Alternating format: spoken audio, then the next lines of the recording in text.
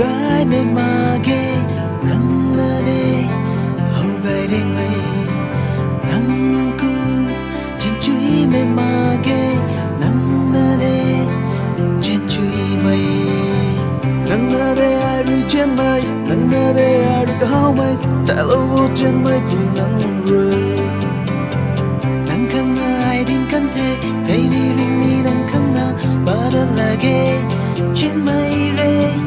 On the first time when I set my eyes on you, I was numb and boom all over me. Your glossy lips with your shiny eye when I look at me, I skip a heartbeat. Everything was beautiful and colorful to me, dream feel hot. I feel I was dreaming about you all the time, every single day, yeah. Girl, you are mine and I'm yours. We can figure out what's best for us. Together we'll look so extremely cool, extremely okay.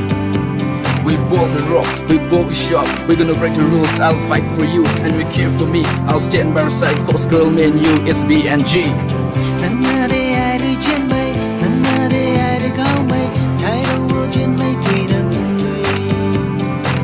Nang khang na ai ding cam thế, tay mi ring ni nang khang na, ba la la ge, chen mai re, nang tung chen mai, cho cùng thế ai, alung người.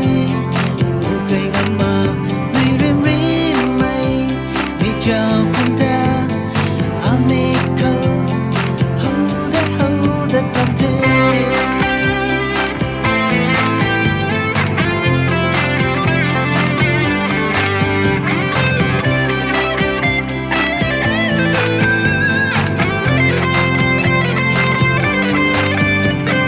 Bạn thì hay nang khang na rui, ring kan thể chen mai pui.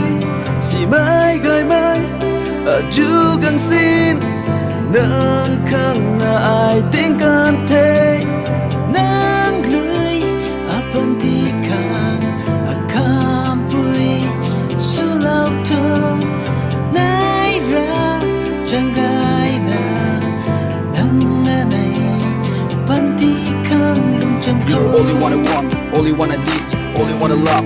Nobody can change, nobody can break the chain man together when I'm with you. By your side, there are millions of girls, but you are the one that I truly adore. With all my heart, I live my life for you, dedicated to you, yeah. When alone in the pain, I'll be by your side as a hero, as a companion. I will never let you walk away alone in your life, deep down my heart. I will hold your hand, protect your right, and take every step along with you. You can depend on me, trust in me, cause I truly love in my heart and my love is so big. Nang na de ai ri chen